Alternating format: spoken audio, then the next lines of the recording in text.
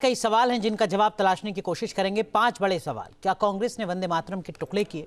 क्या कांग्रेस ने तुष्टीकरण के लिए समझौता किया? क्या वंदे मातरम पर जिन्ना के प्रेशर में झुके नेहरू?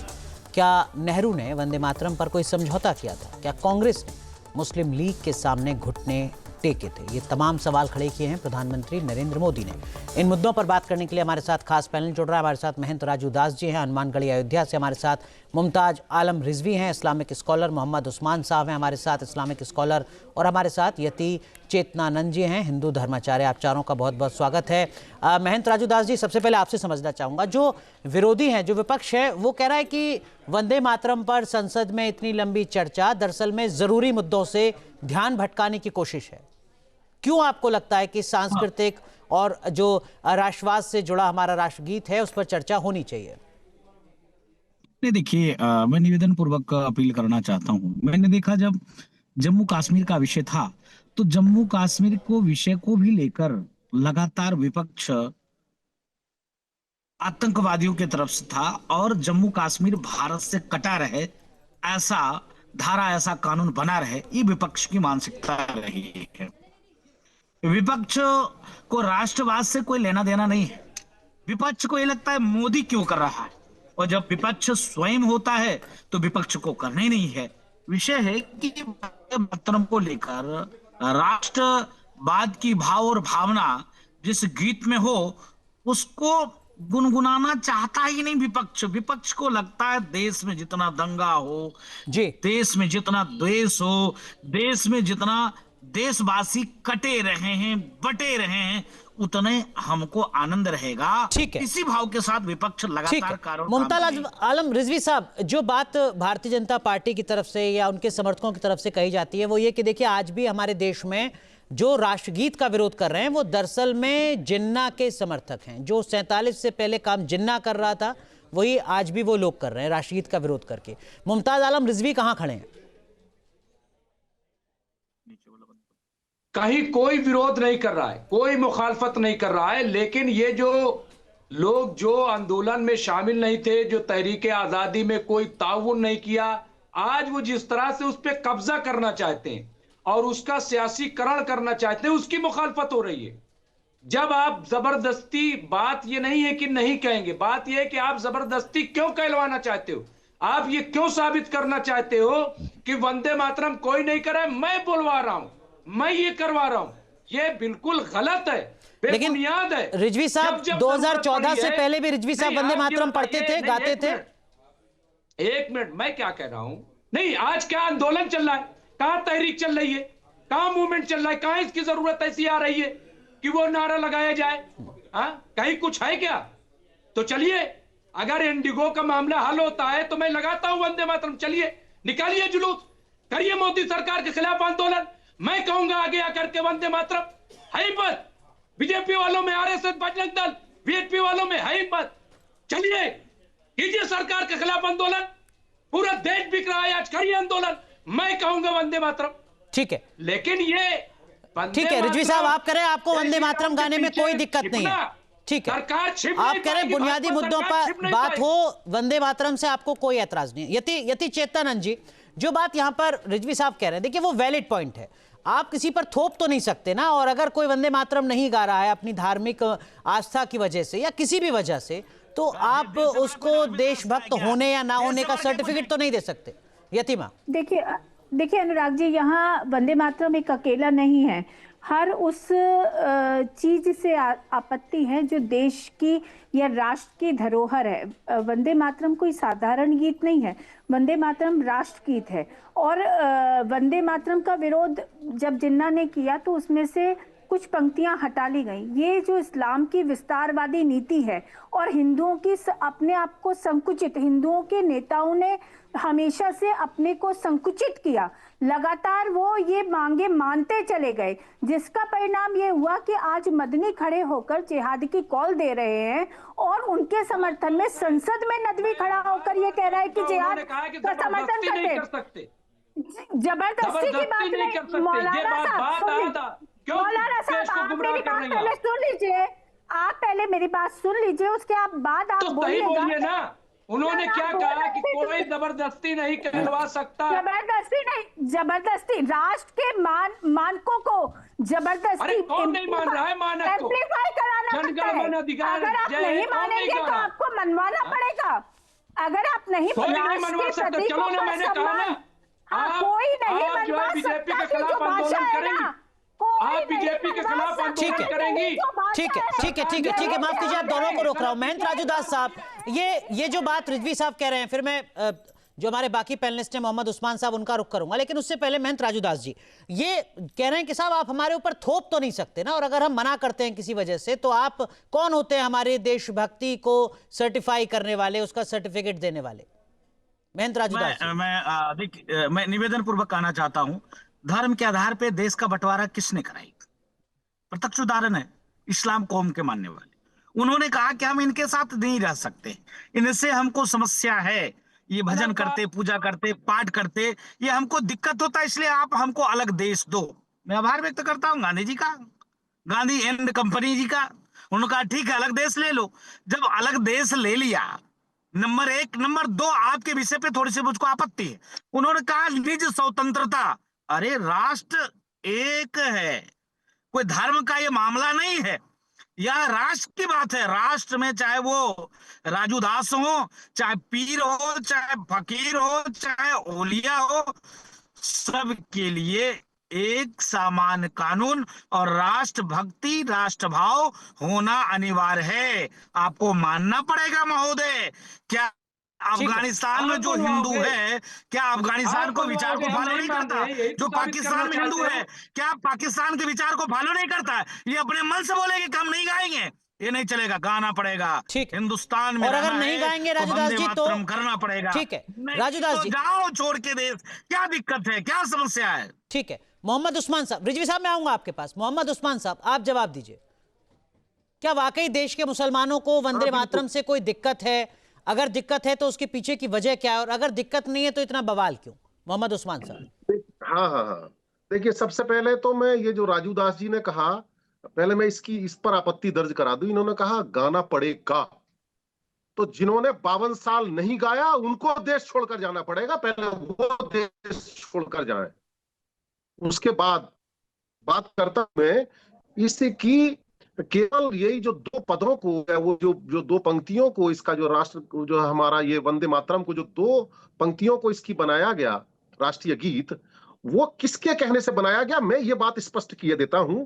वो स्पष्ट किए देता हूं कि 26 अक्टूबर 1937 को गुरुदेव रविंद्रनाथ टैगोर जी ने पत्र लिखा नेहरू जी को कि आप केवल इसकी दो पंक्तियों को ही राष्ट्रगीत बनाएं, क्योंकि इसका बाकी हिस्सा हमारे मुस्लिम अल्पसंख्यकों को, जो हमारे देश के वासी हैं, उनकी धार्मिक आस्थाओं को ठेस पहुंचाने वाला है, उनको स्वीकार नहीं होगा। देश से बड़ा कोई आस्था नहीं है, और इसी देश का से बड़ा कोई समर्थन धार्मिक आस्था है। जिस देश में रहते हो उस देश का गुणगान करो, जिस देश में रहते हो उस देश के प्रति आस्था होनी चाहिए, जिस देश में रहते हो उस देश के प्रति समर्पण का भाव होना चाहिए। राजूदास जी सुन लेते हैं एक बार, पाकिस्तान में ठीक है राजूदास जी एक बार सुन लेते हैं, फिर उसके बाद आप जवाब दीजिएगा। उस्मान साहब कंप्लीट कीजिए संक्षेप में। उस्मान साहब संक्षेप में। हाँ, तो एक तो साहब उन्होंने पत्र लिखकर कहा।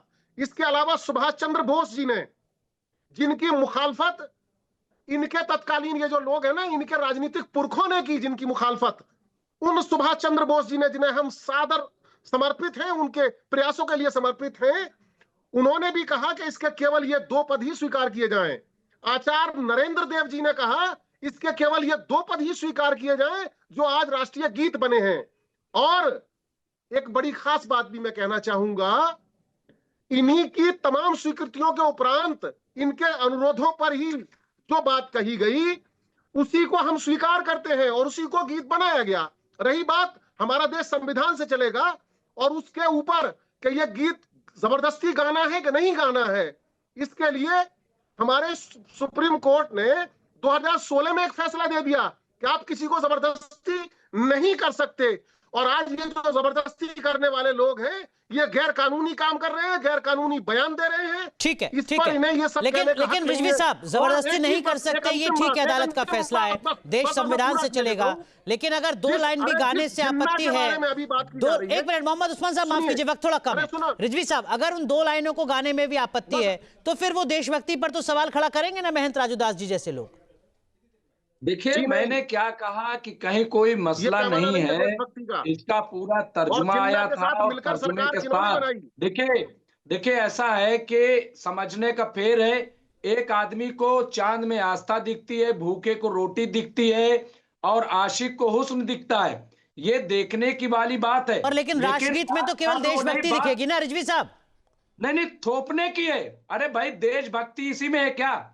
देशभक्ति, देश जो डूब रहा है उसको बचाने में नहीं है, देश जो बिक रहा है उसको देश रोकने में के नहीं है। मानकों का जो सम्मान करना आज देश में हाहाकार देशभक्ति मचा हुआ बन है, सकता है। क्या उसको रोकने में देशभक्ति को देशभक्ति नहीं है। देशभक्ति सारी का भाव देशभक्ति उत्पन्न वंदे करता है। मातरम में आ गई। देश के सारी मानकों देशभक्ति, का सम्मान ये करना धार्मिक लोग, हर नागरिक धार्मिक का उन्माद पतन पैदा करता है। करके संविधान हमें ये ये अडानी सिखाता है। अंबानी को जिस बेचना संविधान को चाहते पूरे लेकर देश आप को, चिल्लाते और ये रहते नहीं हैं चलेगा। रिजवी साहब, ये नहीं चलेगा। उसी वही ये आप धर्म के संविधान आड़ हमें ये में बताता छिप है करके जो कि अटैक कर रहे हो देशभक्ति देश के लिए पर, ये मानकों नहीं का चलेगा। सम्मान करना ये अनिवार्य नहीं है। चलेगा। मैं आपको कह रहा हूँ, अरे चलेगा तो ये भी नहीं कि आप यहाँ खुलेआम जिहाद की कॉल दे रहे हैं। चलेगा तो ये भी नहीं कि आप जिहाद की कॉल संसद में दे रहे हैं। गाने के लिए आप लोगों की मंशा इस देश को अस्थिर करने की है। चलिए, अरे दम है, दम ठीक है है, महंत राजूदास जी, क्यों जो आप बात घूम रहे हो? महंत राजूदास जी, जो बात मोहम्मद उस्मान साहब कह रहे थे, वो कह रहे थे कि साहब देखिए, जो आपत्तियां उस वक्त के जाने माने हिंदू राजनीतिज्ञों की तरफ से भी जताई गई थी, कम से कम उनको तो स्वीकारिए। वो आप कहां थोप दे रहे हैं कि मुसलमान तो पाकिस्तान चले जाएं, देश छोड़ दें अगर राष्ट्रगीत नहीं गाते हैं तो। राजूदास जी, नहीं देखिए, निवेदन पूर्वक कहना चाहता हूँ, ये कोई धार्मिक विषय नहीं है, धार्मिक मुद्दा नहीं है, धार्मिक मुद्दा बनाया जा रहा है निज लाभ के लिए। मैं पूछना चाहता हूँ, चोरी इनके यहाँ हराम है, फिल्म देखना हराम है, वीडियो बनाना हराम है, तमाम जो सौंदर्य उपयोग हराम है, सुदखोरी करना हराम है, बहुत चीज हराम है। ये सारे काम, सारे कांड, सारे कार्य करते हैं। मोहम्मद यहाँ उस्मान पर साहब इनकी को लाइए धार्मिक- स्क्रीन पर। उस्मान साहब जवाब दीजिए। धार्मिक बिल्कुल, ठेस तब नहीं बिल्कुल। पहुंचती है। सिर्फ बिल्कुल। ये दो विषय इनको बिल्कुल। समस्या है, जो ये इसके नाते ये देश का विषय है, ये आस्था का विषय है। तो ये खामोश करें, मैं जवाब दूं? सवाल है, तो आपको मानना मोहम्मद पड़ेगा, उस्मान साहब जानना जवाब पड़ेगा। दीजिए। बाबा साहब तो इन्हें भीमराव खामोश तो अम्बेडकर ने करें। कहा जी, था, बोलिए आप। बाबा साहब, आप अपना हक अदा कीजिए, इनको भीमराव खामोश कीजिए। राजू, अम्बेडकर ने कहा है महंत राजूदास जी कि सुन लीजिए एक बात, मुसलमान- जवाब दे रहे हैं मोहम्मद सुनिए, उस्मान साहब आपके सवाल का। सुनिए, बाबा साहब अम्बेडकर ने कहा कि मुसलमान बताइए, कभी इनकी भी सुने कि हम जवाब दें? राष्ट्र के ठीक है। प्रति समर्पित नहीं हो सकते हैं। बाबा अरे साहब इनको ठीक है, भीमराव ठीक है, अम्बेडकर ठीक के है। विचार- राजूदास जी पॉइंट सर्वदा टेकन। दीजिए ना। मोहम्मद उस्मान साहब, इनकी मोहम्मद आवाज उस्मान बंद साहब कराइए। आप बोलिए, चुप बोलिए, हमारे बोलिए। एंकर हैं। एंकर को कंट्रोल रखना चाहिए सबको। नहीं, पूरा केवल उसी कंट्रोल का है, सर, आप फोन जवाब रखें दीजिए। साहब जो बोले। जवाब दीजिए मोहम्मद उस्मान साहब। हाँ देखिए साहब, यकीनन हमारे धर्म में ये चाहे चोरी करना हो, शराब पीना हो, जिनाकारी हो, ये सब चीजें हराम हैं। वैसे ही बहुत सारी चीजें वो तमाम धर्मों में वो तमाम चीजें हराम है। नहीं, अब किसी सवाल को का साथ जवाब मारपीट सवाल तो नहीं करना, होता ना किसी का उस्मान कत्ल साहब। करना, चोरी करना।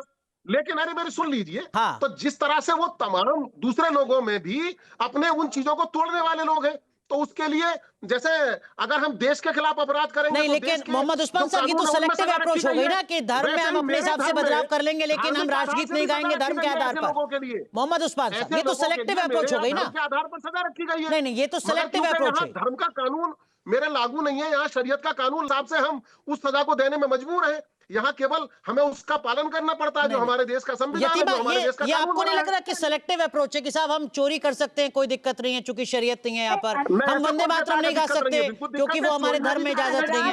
अनुराग जी, मैंने और बिल्कुल प्रारंभ यहाँ में इस पर कहा, यतीमा। ऐसा कानून बनाया जाना चाहिए। अनुराग जी, लेकिन मैंने असली प्रारंभ दिक्कत में ही क्या है? कहा कि असली चीज विस्तारवादी ये नीति है के साथ इस्लाम कि कार्य ये कर वो रहा है लोग भारत के अंदर। आज उनकी ये औलादें लोग बात कर रही लगातार हैं, ये जिन्होंने लोग जिन्ना के साथ लगातार हर मिलकर आजादी से पहले सरकार बनाई। उस बात पे हिंदू ऑब्जेक्शन इलेक्शन करेंगे जो भारत के हित में होगी, जो देश के हित में होगी, जो देश के मानकों के हित में होगी। यतिमा, विस्तारवादी सोच मतलब क्या क्या कहना चाह रही हैं आप?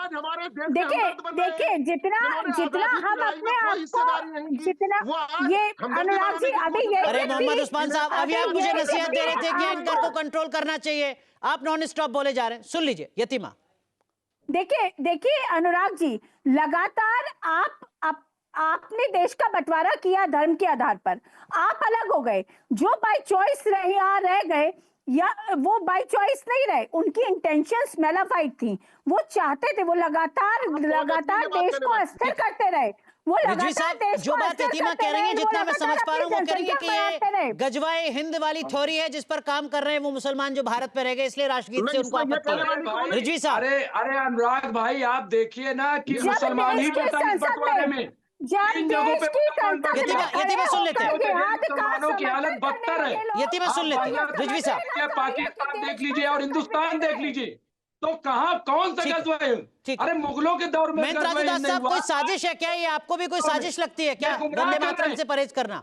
महेंद्र राजूदास जी, ये देखिए ये शुद्ध रूप से मैंने अभी कहा, तो उन्होंने कहा कि हाँ ये सारी चीज हराम है, लेकिन ये सेलेक्टिव सोच है कि इनके विचार वंदे मातरम से परहेज है, बाकी और सारे कर्म इसका मतलब ये थोड़ी है। रिजवी साहब सुन लीजिए। नहीं, केवल राजूदास, तुमने क्या बोला? दिमाग खराब है क्या? शांत हो जाओ, शांत हो जाओ। केवल महेंद्र राजूदास रखो, नहीं तो कान पकड़ के भगाऊंगा, केवल महेंद्र राजूदास, पीट कर भगाऊंगा देश से।